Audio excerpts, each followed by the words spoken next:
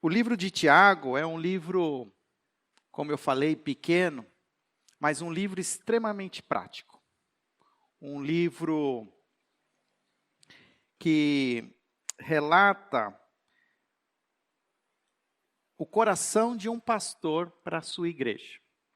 Capítulo 1, ele se apresenta, o autor, Tiago, servo de Deus e do Senhor Jesus Cristo, a 12 tribos dispersas entre as nações, saudações. Tiago, historicamente, foi conhecido como o meio-irmão de Jesus. Ele não era um dos 12 apóstolos depois escolhidos por Jesus. Este Tiago, ele veio a se converter após a ressurreição do próprio Cristo. Ele ali então entendeu que aquele meio-irmão dele era de fato Cristo, Filho de Deus. E ele vai se envolvendo cada vez mais com o Evangelho e o Reino, a ponto dele se tornar um dos grandes líderes da igreja em Jerusalém. Quando Tiago escreve essa carta, Jerusalém já vive um tempo bastante difícil, de bastante opressão, de muita perseguição. Estevão já morreu também como Marte. Muitos daqueles cristãos que moravam em Jerusalém se dispersaram, fugiram, foram para outras cidades. E agora então, Tiago, que era o pastor dessa igreja, que agora está dispersa, que está espalhada, que está vivendo até quilômetros de distância, ele escreve essa carta.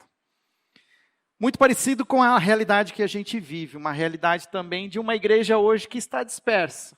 Uma igreja que está viva, é uma igreja que se reúne, mas que não tem mais as mesmas rotinas que tinha anteriormente. Hoje, para estar aqui, você provavelmente enviou seu nome para o WhatsApp da secretaria, você teve que lembrar de dar o nome para estar aqui, você corria o risco de, se demorasse muito para dar o nome, de receber uma resposta dizendo, olha, não vai poder estar aqui porque completamos o número máximo, mas pelo que eu estou vendo, graças a Deus, todos que desejaram estar aqui foram acolhidos. Mas existe toda uma dinâmica, e assim nas nossas vidas hoje, nós não vivemos mais aquela realidade que nós vivíamos, e provavelmente, que tudo indica, não vamos mais viver.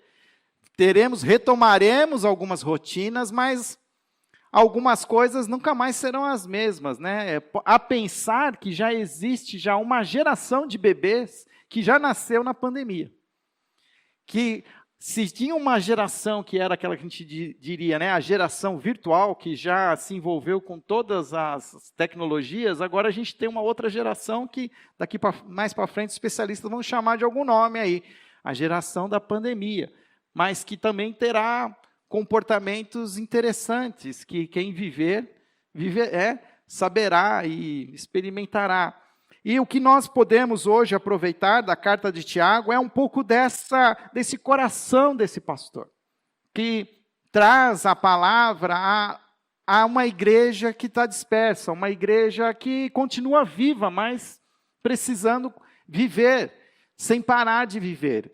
Para mim, esse ano de 2021 é um ano em que eu tenho entendido que nós precisamos continuar a ser igreja. Nós não podemos usar a pandemia como uma justificativa para deixar de ser igreja, para deixar de nos envolver com o reino, mas é o ano em que nós vamos talvez ter que ser mais criativos, ter que se reinventar, de achar novas portas. Se algumas estão fechadas, outras portas devem ser abertas.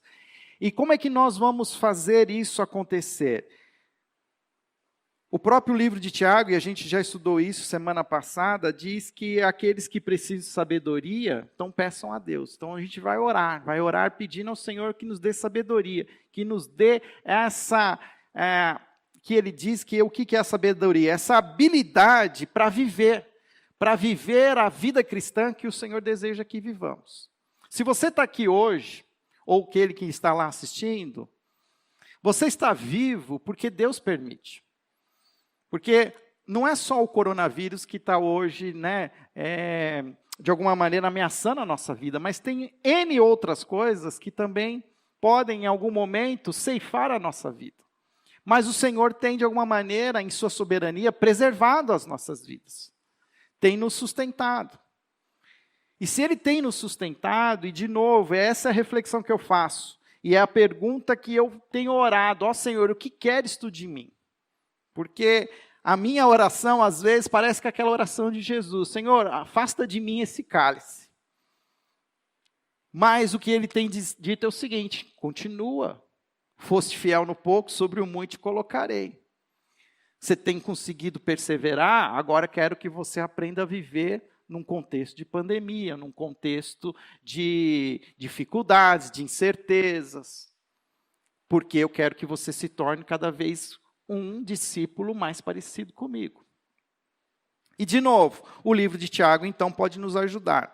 E para terminar essa minha introdução, nós já vamos entrar agora no capítulo 2. Tiago, ele se torna muito prático, ele não fica muito assim com observações teológicas, ele é aquele pastor que a gente chama de chão de fábrica. Ele não é aquele cara que fica só no escritório, lá pensando e olhando para os números, para os dados. Não, ele é alguém que fala assim: olha, o que na prática funciona é assim, então assim tem que fazer.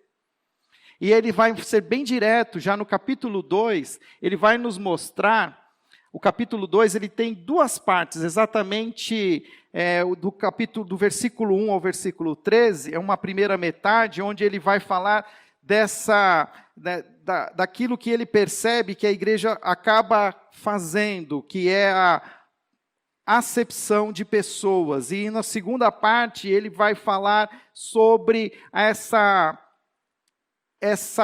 esse conflito entre fé e obras. Muitos de vocês talvez conheçam até o livro de Tiago por essa segunda parte, mas quero começar lendo os primeiros 13 versículos do capítulo 2, que diz assim: meus irmãos, como crentes em nosso glorioso Senhor Jesus Cristo, não façam diferença entre as pessoas, tratando-as com parcialidade. Suponho que na reunião de vocês entre um homem com anel de ouro e roupas finas, e também entre um pobre com roupas velhas e sujas. Se vocês derem atenção especial ao homem que está vestido com roupas finas e disserem: aqui está um lugar apropriado para o Senhor, mas disserem ao pobre: você fique em pé ali, ou sente-se no chão, junto ao estrado onde ponho os meus pés, não estarão fazendo discriminação, fazendo julgamentos com critérios errados?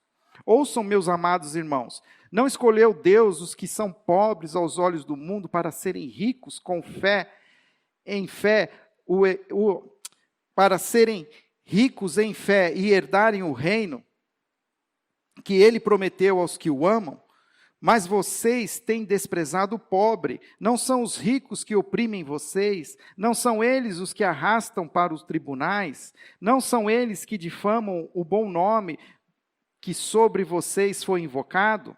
Se vocês de fato obedecerem à lei do reino, encontrada na Escritura que diz: ame seu próximo como a si mesmo, estarão agindo corretamente. Mas se tratarem os outros com parcialidade, estarão cometendo pecado e serão condenados pela lei como transgressores. Pois quem obedece a toda a lei, mas tropeça em apenas um ponto, torna-se culpado de quebrá-la inteiramente. Pois aquele que disse: não adulterarás, também disse: não matarás. Se você não comete adultério, mas comete assassinato, torna-se transgressor da lei.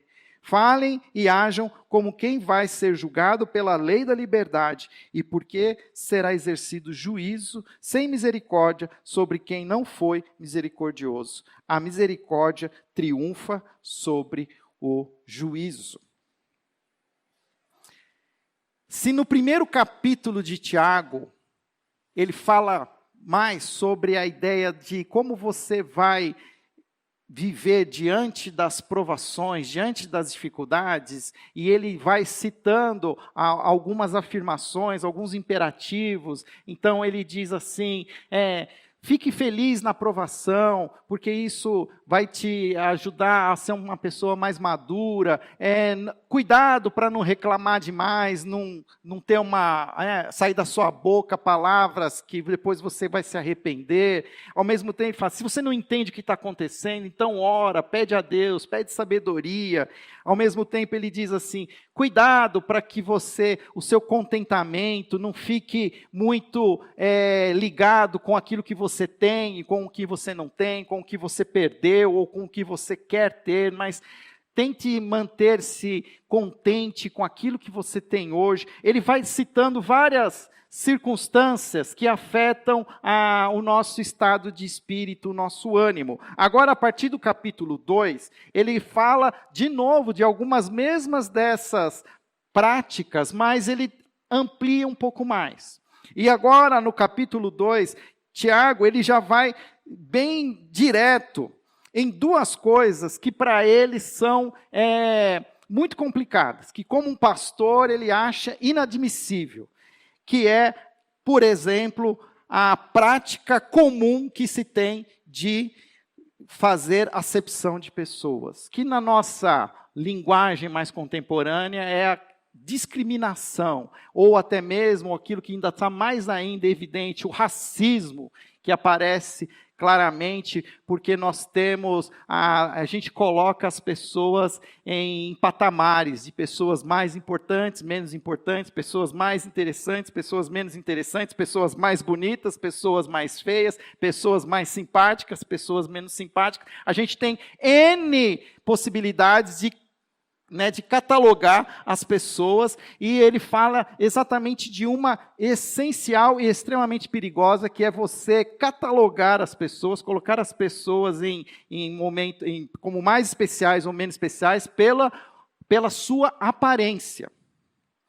Porque aqui ele está dizendo o seguinte, ele não está de alguma maneira trabalhando tanto assim, cuidado, porque alguém que entra e aí ele já entra para o exemplo, ele já dá um exemplo. Vou dar um exemplo. Entra alguém com uma roupa bem bonita, bem vestido, com roupa de grife, com aqueles logotipos bem grandão, assim, que você sabe que é de uma loja muito cara, a pessoa vem toda bem vestida, e você dá uma atenção especial para ela, você quer até conhecer, saber o que ela faz, o que ela deixa de fazer, e aí, cuidado para que você tenha um comportamento com esse tipo de pessoa, em detrimento de uma pessoa que pode estar chegando com uma roupa diferente. Até a versão mais antiga, a versão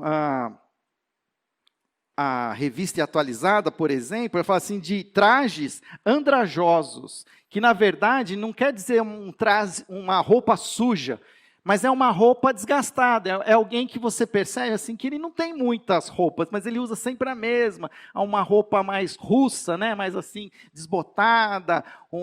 Agora também as pessoas usam calça rasgada, eu não sei qual é a graça, cada vez as calças estão mais rasgadas ainda, mas tem gente que usa calça rasgada porque não tem outra calça para pôr. Eu pergunto isso lá para os meus filhos, vocês estão sem calça, gente, que vocês têm que usar essas calças rasgadas? Eu estou, de alguma maneira, negligenciando vocês, mas o fato é que a gente tem essa coisa da aparência, e aí isso traz uma essência por trás, que é que nós não podemos, isso é incoerente com o cristianismo verdadeiro. Porque até se você, e o livro de Tiago, ele é um livro que ele está muito contextualizado com as Escrituras. E ele está falando exatamente de uma coisa, cuidado com as aparências. E quem conhece o Antigo Testamento, conhece um episódio onde Deus manda Samuel ungir um novo rei, um filho de Jessé. E Samuel vai visitar Jessé e vai visitar os filhos. E ele se encanta com os filhos de boa aparência, os mais atléticos, os mais altos. E aí Samuel já quer ir já ungindo lá. E aí Deus fala, não é esse. Não é esse, não é esse. Aí depois não tem mais nenhum, mas não tem mais ninguém, Samuel fala para Jessé, tem sim, eu tenho um caçulinha, um ruivinho, meio magrinho, joelhinho assim. Traga. Porque o texto vai dizer assim que o Senhor não vê a aparência. O Senhor olha o coração. E quando Deus fala com Samuel para ele ungir um novo rei, ele fala assim, para escolher um homem segundo o seu coração. Ou seja, Deus já conhecia o coração de Davi.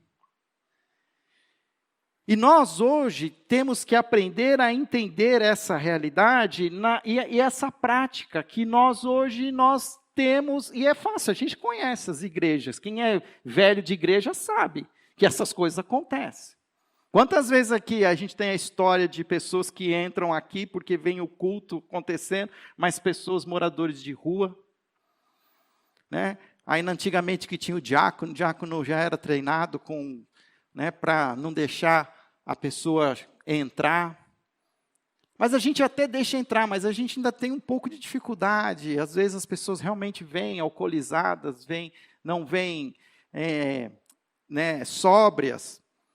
Mas nós precisamos aprender, porque a gente leva isso para o dia a dia. A gente faz acepção de pessoas, tudo que é diferente, a gente tem um pouco de dificuldade de aceitar. Hoje fala-se muito nessa discriminação por raça. Vidas pretas importam. Aí vem um outro pessoal e diz assim, todas as vidas importam. Eu também acho isso, mas o fato é que quem tem a pele negra é que sabe exatamente o que acontece, que eu não tenho ideia. Mas quando eu converso com alguns, eu não imaginava que é tão difícil assim. Acho que a única vez que a polícia me parou, eu tinha 19 anos, estava num Gol quadrado com meu irmão, e realmente nós estávamos bem assim, de novo, aparência. Então, parecia mais, sabe aquela época que tinha a moda grunge, que a gente andava com aquelas shorts, aquelas bermudas grandes pra caramba, camisa xadrez? A polícia enquadrou a gente, eu e meu irmão, fiquei morrendo de medo. Eu falava pro meu irmão assim, olha, fala que você vai apertar o cinto, vai soltar o cinto, porque você fica com medo, que os caras já chegam com os revólver armados. Se você dá um espirro, é capaz... E aí estava com o boné na cabeça, ele queria que tirasse o boné. Mas foi uma vez. Mas imagina essas outras pessoas que passam por essas dificuldades o tempo todo. Que a história vai nos mostrando. Talvez a gente não via antes, porque não tinha essa mídia hoje tão desenvolvida. Mas será que a gente não precisa repensar como a gente está vivendo? E o texto, ele continua dizendo lá, ele até dá alguns motivos convincentes para, como ele diz, como é ridículo um cristão mostrar favoritismo ou demonstrar discriminação. Ele fala lá no verso 5, que nós desonramos quem Deus honra. Que nós estamos, na verdade, fazendo algo contrário ao que Deus faz. Porque o versículo 5, o que ele diz lá? Ouçam, meus amados irmãos, não escolheu Deus os que são os pobres aos olhos do mundo para serem ricos em fé e herdarem o reino que ele prometeu aos que o amam? Porque o fato é que aqueles que menos têm é os que mais se colocam dependentes de Deus. Porque a Bíblia também fala que as riquezas, elas são um perigo, elas nos atrai de tal maneira que a gente coloca a nossa confiança na riqueza. Então, quem não tem riqueza, acaba, de alguma maneira, confiando mais em Deus. E ele fala assim, não é assim que Deus não honrou os que tinham menos, não honrou os pobres. Por que você não honra também os que têm menos? O segundo motivo é que, normalmente, os ricos são os que oprimem o povo de Deus. Aqui já é uma parte mais generalizada, não quer dizer que a igreja, os ricos oprimiam os pobres da igreja, mas é fato.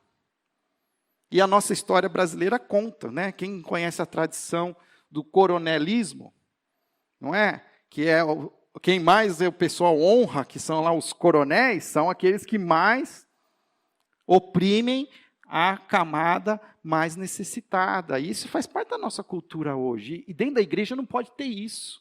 Hoje ainda existe igreja que é dirigida por coronéis. Que quem tem mais, manda mais. Tem igrejas, e graças a Deus a nossa igreja não tem sido assim, mas tem igreja que só faz parte da diretoria quem tem, o dízimo alto. E não tem nada, nós não podemos fazer isso. Outra coisa, outra razão, normalmente são os ricos que difamam o nome de Jesus. O verso 7 diz isso. O verso 7 diz assim: não são eles que difamam o bom nome que sobre vocês foi invocado? A ideia também é essa, assim, olha, às vezes a pessoa chega aqui na igreja e chega, né, com o carrão importado. Eu lembro que eu ia numa igreja em São Paulo, que parava um carro importado na porta, saía um homem de terno. Ele entrava, ele olhava toda a igreja, e depois ele voltava, ele abria a porta de trás, aí saía a pessoa. Era o segurança. Aí vinha a pessoa, sentava. E aí, depois que você descobre quem é a pessoa, aí existe toda assim, já viu quem está vindo na igreja, não sei o quê. Aí qual é a tentação? A tentação é você, né, tentar fazer o melhor para ela. Por quê? Qual que é o pensamento perverso por trás? A gente faz isso. Puxa, já pensou se essa pessoa ela fica aqui, como ela vai poder ajudar a gente? Como pensou o dízimo dela? Já pensou quanta coisa que ela pode nos ajudar? A gente fica pensando o que a gente ganha.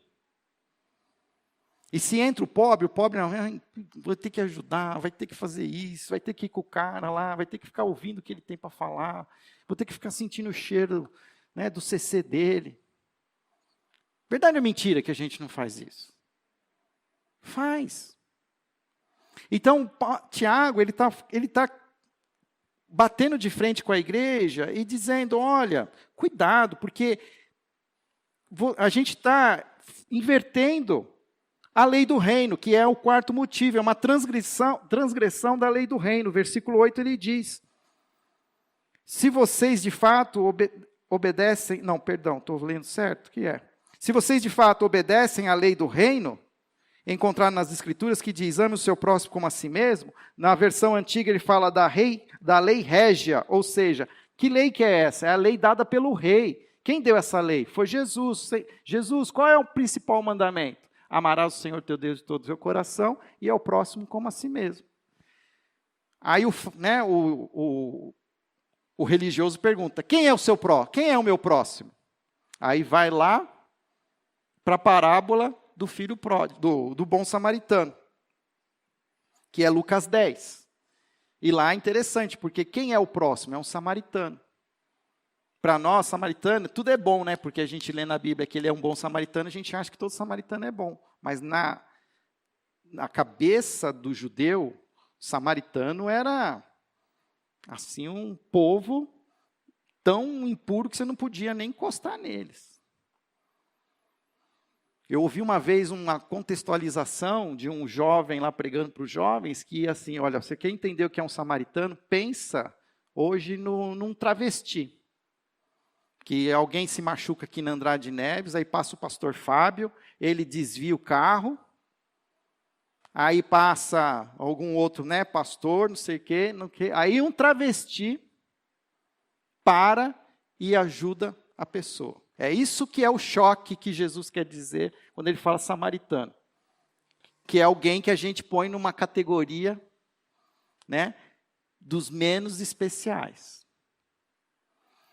Jesus escolheu 12 homens galileus, não sei se vocês já prestaram atenção sobre isso, mas isso é também uma outra coisa que Jesus quebra paradigmas, porque aquela região da Palestina tinha uma região ao norte, uma região ao sul, que é a Galileia ao norte, ao sul a Judeia, e no meio tinha Samaria. Então a Samaria é o lugar que eles nem passavam, eles cortavam pela Transjordânia, faziam uma ferradura só para não pisar em Samaria. Mas as duas partes, a Galileia e a Judeia, era onde viviam os judeus. Só que Jesus escolhe só homens da Galileia. Se você nunca parou para pensar sobre isso, mas a Galileia seria o que para nós aqui no Brasil, quem conhece a geografia brasileira, seria o povo nordestino. Seria esse povo que tem menos condições econômicas em comparação com o sul. É um pessoal menos instruído, o pessoal que ocupa de alguma maneira, né, as profissões que ninguém quer fazer, da construção civil, outras obras Geralmente é o povo nordestino que acaba ocupando. E o que Jesus faz, como se ele escolhe esses, para serem os apóstolos. Interessante que Jesus não escolheu nenhum mestre, pós-doutorado em teologia. Né? Depois vem Paulo para dar uma amarrada na teologia, mas se você pensar que Jesus chamou 12 homens galileus, isso tem muito a gente entender. Que como igreja, e agora a gente está vivendo esse momento de pandemia, como é que a gente aplica tudo isso? Porque daqui a pouco vai começar a surgir os que são vacinados e os que não são vacinados. Aí vai ter uma nova categoria. Está vacinado? Pode entrar. Não está vacinado? Não entra. Aí vai ter os que não querem tomar a vacina. E você vai ter que respeitar a individualidade de quem não quer tomar a vacina. Aí pronto. Imagina isso dentro da igreja. Daqui a pouco nós vamos ter espaço aqui, né, para os vacinados, para os que ainda vão se vacinar, para aqueles que talvez não se vacinem, aqueles que não querem se vacinar. Já pensou? E o que o texto está querendo nos dizer? Que a gente tem que parar de querer fazer essa categorização, mas a gente tem que amar como Deus nos amou. E ele vai terminar falando no verso 12, 13, falem e ajam como quem vai ser julgado pela lei da liberdade, porque será exercido juízo sem misericórdia sobre quem não foi misericordioso. A misericórdia triunfa sobre o juízo. Então, rapidamente, só para você entender, qual que é a grande crise? Porque a gente se torna juiz. A gente quer dizer o que pode, o que não pode, quem é bom e quem é ruim. Agora, o que ele termina dizendo lá? Quando está tudo dando, quando começa a ter todas essas categorizações, qual é a nossa tentação? É a gente achar o nosso quadrado.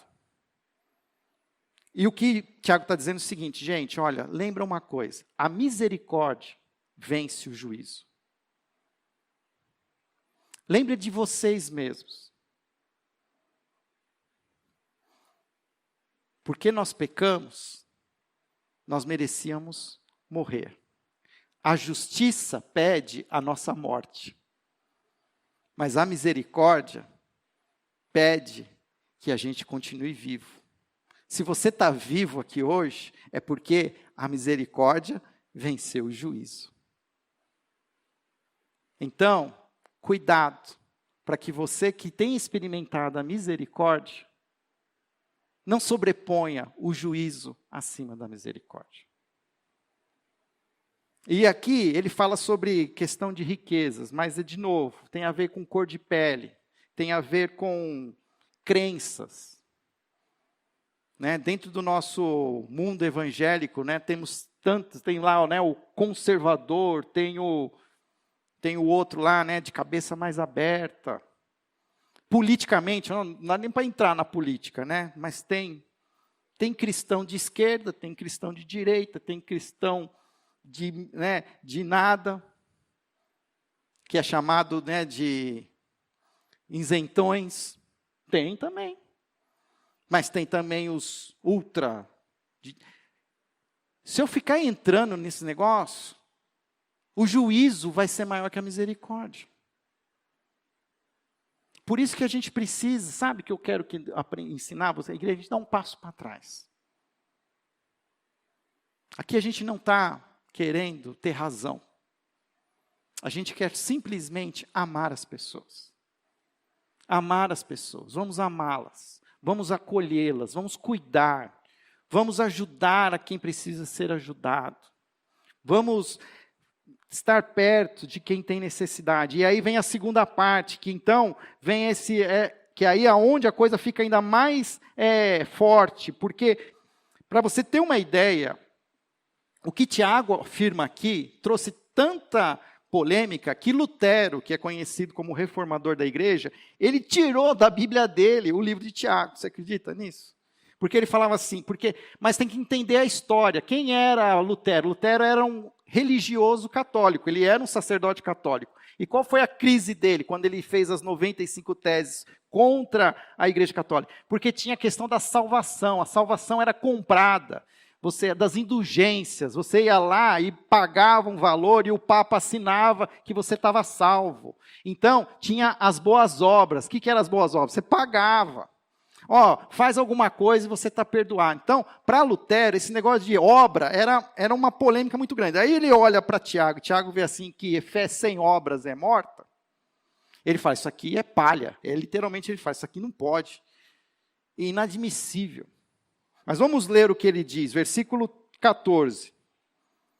De que adianta, meus irmãos, alguém dizer que tem fé se não tem obras? Acaso a fé pode salvá-lo? Se um irmão ou irmã estiver necessitando de roupas e do alimento de cada dia, e um de vocês lhe disser, vá em paz, aqueça-se e alimente-se até satisfazer-se, sem, porém, lhe dar nada, de que adianta isso? Assim também a fé por si só, não for acompanhada de obras, será morta. Mas alguém dirá, você tem fé, eu tenho obras. Mostre-me a sua fé sem obras, e eu lhe mostrarei a minha fé pelas obras. Você crê que existe um só Deus? Muito bem, até mesmo os demônios creem e tremem. Insensato, quer certificar-se de que fé sem obras é inútil? Não foi Abraão, nosso antepassado, justificado por obras, quando ofereceu seu filho Isaque sobre o altar? Você pode ver que tanto a fé como as obras estavam atuando juntas, e a fé foi aperfeiçoada pelas obras. Cumpriu-se assim a escritura que diz, Abraão creu em Deus e isso foi-lhe creditado como justiça. E ele foi chamado amigo de Deus. Vejam que uma pessoa é justificada por obras e não apenas pela fé. Caso semelhante é a de Raabe, a prostituta. Não foi ela justificada pelas obras quando acolheu os espias e os fez sair por outro caminho? Assim como o corpo sem espírito está morto, também a fé sem obras está morta. Então, Tiago, ele é muito categórico também, tanto que ele apela até para dizer, olha, não basta só crer em Jesus. Até o inimigo, até o diabo crê em Jesus. E os textos do Novo Testamento, o Evangelho mostra que muitas vezes Jesus tinha diálogos com os demônios e os demônios se curvavam diante de Jesus. Mas ele está dizendo assim, não basta só crer que Jesus é o Filho de Deus. Então, o que Tiago está contrapondo a doutrina de que a salvação é pela fé? Não, mas ele está trazendo um plus. Ele está nos dizendo que, olha, tem como mostrar que a fé, que a salvação é pela fé. Porque isso é invisível, a fé não se vê, mas as obras se vê. Então, na verdade, o que ele quer dizer com a justificação, justificado pelas obras, é que é o resultado, é um resultado visível. A gente consegue enxergar. Eu estava lendo um devocional, eu comprei um devocional novo para esse ano, chamado Tudo para Ti, de um autor já muito antigo, chamado Oswald Chambers. E ele escreveu várias coisas que depois a esposa editou depois que ele faleceu. Ele era do início do século XX, um pastor batista escocês. E eu tenho ficado admirado com as devocionais, e a de hoje, ele falava assim, que ele afirma assim, eu serei ousado em afirmar, isso é a palavra do Oswald Chambers, que nem todo convertido é uma pessoa que aceitou Jesus como seu Senhor e Salvador. E aí ele explica, a polêmica, porque ele está dizendo assim, porque a pessoa que se converte, assim, ela sabe aonde está a luz, ela olha para a luz, mas ela ainda não se entregou à luz. Então ele faz essa diferença. É como o demônio. O demônio, ele se converte, ele vira para o caminho que dá luz, mas ele não se entrega à luz. Então, a gente usa muito essa palavra convertido, e eu comecei a pensar, isso aqui talvez explique um pouco essas pessoas, tantos cristãos nominais, tanta gente que se diz que é evangélico, que é cristão, mas que não tem uma vida, não mostra resultado. Então, o que Tiago está dizendo aqui, essa fé é morta. E aí, ele, de novo, ele já vai para 2 exemplos. Ele pega o exemplo de Abraão e pega o exemplo de Raabe. E aí a gente conhece esses exemplos e acha muito bonito, né? Oh, Abraão. Agora, você tira a parte bonita e pensa que Abraão ia matar o filho. E pensa que Raabe, ela traiu o povo dela. Então pensa que o que esses 2 fizeram, Abraão, ele ia cometer um assassinato. E Raabe cometeu uma traição. Então, por que eles foram... Por que isso mostra, evidencia a fé deles? Porque a coisa era tão forte, que só quem tivesse mesmo uma convicção do coração é que era capaz de chegar a esse ponto. Que Abraão foi capaz de levantar a faca e o anjo interveio. E no caso de Raabe, ela traiu o povo dela e teve fé que aquele exército que estava vindo era o exército do Deus poderoso. E mesmo que depois que ela fizesse tudo aquilo, ela poderia ter sido morta. Porque quem conhece o povo de Israel, sabe que esse povo também não é uma flor que se cheire, né?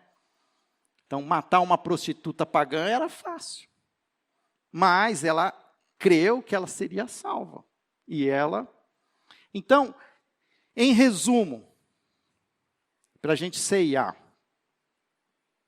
eu estou disposto com Abraão a oferecer a Deus o que eu tenho de mais precioso? Então, você crê em Jesus? Então, você está disposto a mostrar que você crê, oferecendo o que você tem de mais valioso? Só dizer que você crê em Jesus não vale nada. Até o inimigo, até os demônios falam que crê em Jesus. Mas, se você crê, você precisa entregar o que é mais precioso. Em segundo lugar, eu estou disposto, como Raabe, a trair o mundo a fim de ser leal a Jesus Cristo? De entregar a minha vida e confiar a minha lealdade a Cristo e trair o mundo, né? Queridos, juntando as 2 partes, a primeira parte ela termina com a misericórdia triunfa sobre o juízo. E a segunda parte ele fala que a fé sem obras é morta. Qual é a obra que evidencia que nós somos crentes em Jesus? É o amor mostrado na prática. O texto bíblico também diz, sede santos porque eu sou santo. E ele fala, sede perfeitos, assim como o Pai é perfeito. E sabe o que significa esse ser perfeito? Não é que acerta e faz tudo certinho, mas porque busca esse amor perfeito. Porque Deus é amor. E na sua perfeição, nós precisamos ter esse amor perfeito, que talvez é o nosso maior desafio nos nossos dias. É amar quem a gente não gosta. É amar quem nos incomoda. É amar quem que nos irrita, né? Porque tem tanta gente hoje que nos irrita. Nós fomos chamados para amar as pessoas. E não basta dizer que ama e não fazer nada. O texto diz, né? Não adianta você falar para a pessoa, pô, está passando necessidade, está passando fome, está passando frio, pô, vou orar.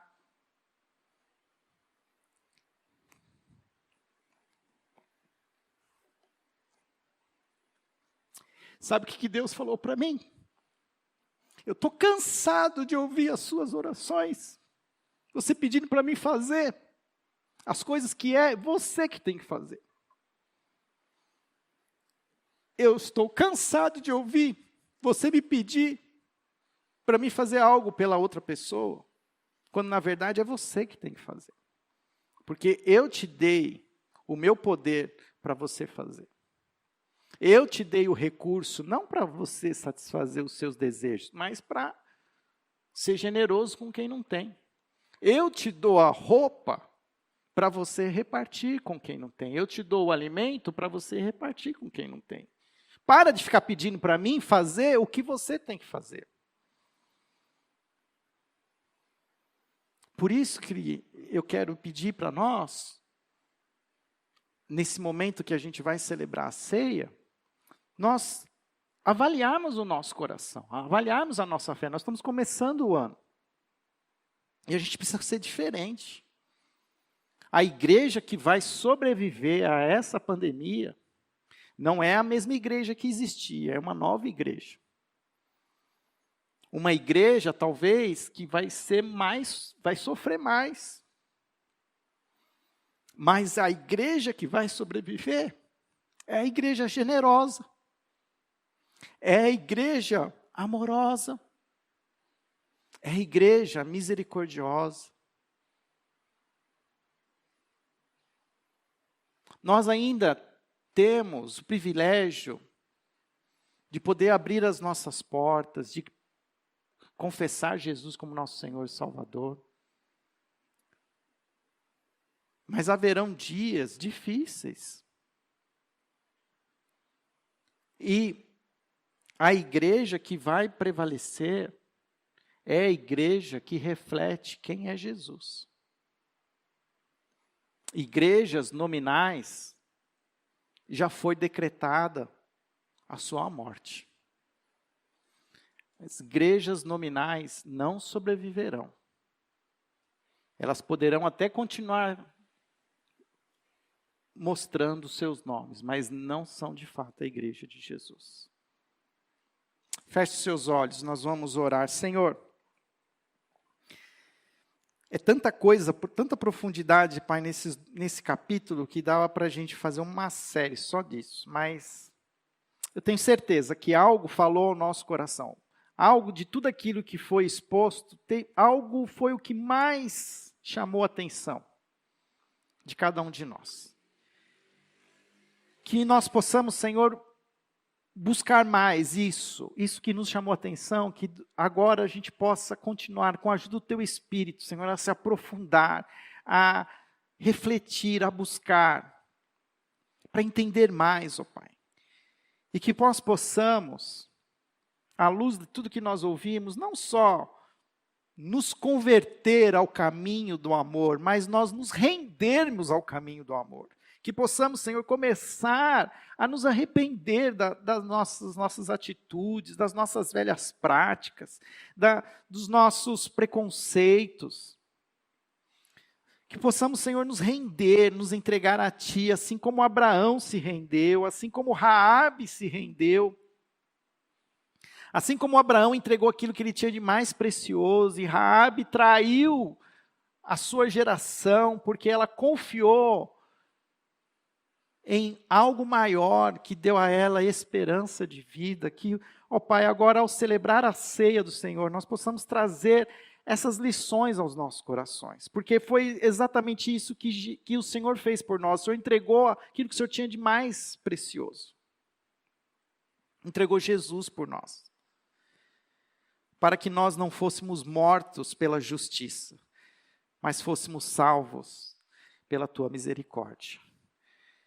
Senhor, ajuda-nos a discernir o nosso papel nesse novo ano de 2021, que possamos viver 2021 à luz da Tua palavra, mas também na prática da Tua verdade, refletindo o Teu amor, a Tua graça e a Tua misericórdia. Por isso nós oramos em nome de Jesus. Amém. Quando você entrou, você recebeu um cálice, certo? Alguém ficou sem o cálice? Entrou depois, não tem o cálice. Esse cálice, ele tem já também a bolachinha, que é o nosso pão. Alguém está sem? Todo mundo recebeu? Então eu quero que alguém me entregue um, porque eu não peguei o meu.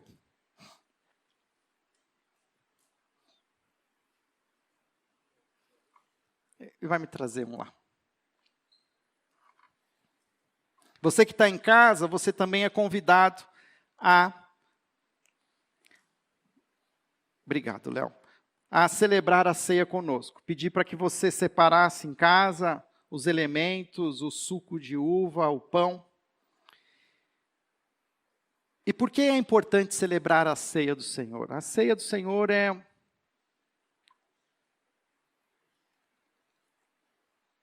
um memorial que precisa ser repetido constantemente. Eu tenho dificuldade de celebrar a ceia somente no modo online. Então, eu esperei termos, pelo menos, parte de nós aqui, para podermos celebrar a ceia também com aqueles que estão nas suas casas, mas porque é essencial, ao celebrar a ceia, a gente discernir o corpo de Cristo. A gente entender que o corpo de Cristo é muito diferente. São pessoas de vários níveis sociais, são pessoas de várias raças, etnias, de culturas, porque no reino de Deus tem espaço para todo mundo. Porque Jesus não escolheu quem ele queria salvar. Não existe um povo mais especial. Eu tenho dificuldade de crer que que os judeus ainda são um povo lá, a menina dos olhos, Israel a menina dos olhos. Eu creio que hoje nós somos o Israel de Deus. Todos nós. Nós somos hoje o povo da aliança. E quando nós comemos do pão e bebemos do cálice, nós trazemos à memória como isso aconteceu. Exigiu sacrifício, exigiu que a justiça fosse exercida. E a justiça cai sobre Jesus, para que sobre nós viesse a misericórdia. Jesus paga o preço do meu pecado. E por que eu posso ter fé nisso? Porque Jesus não fica morto. Jesus, ele é ressuscitado. E a fé na ressurreição é a prova de que é assim que funcionam as coisas. Porque quando Jesus tira Lázaro da sepultura, antes de tirar Lázaro da sepultura, Jesus afirma a Maria e a Marta: eu sou a ressurreição e a vida. Aquele que mesmo que morrer, que crê em mim, ressuscitará. Ele já falava daquilo que seria a nossa realidade. Por isso, abra a tampinha, pegue o cálice, o pão. Nós comemos o pão em memória de Cristo. Nós comemos desse pão para discernir o nosso papel hoje como o corpo de Cristo. O corpo de Cristo ainda está presente, mas como igreja. E qual tem sido o meu papel? Como eu mostro o corpo de Cristo para as pessoas? Quais são as obras que eu estou, de alguma maneira, mostrando para as pessoas? Obras de amor, de misericórdia. Obras espirituais. Este é o meu pão, que é partido em favor de vocês. Esse é o meu corpo. Comam em memória de mim.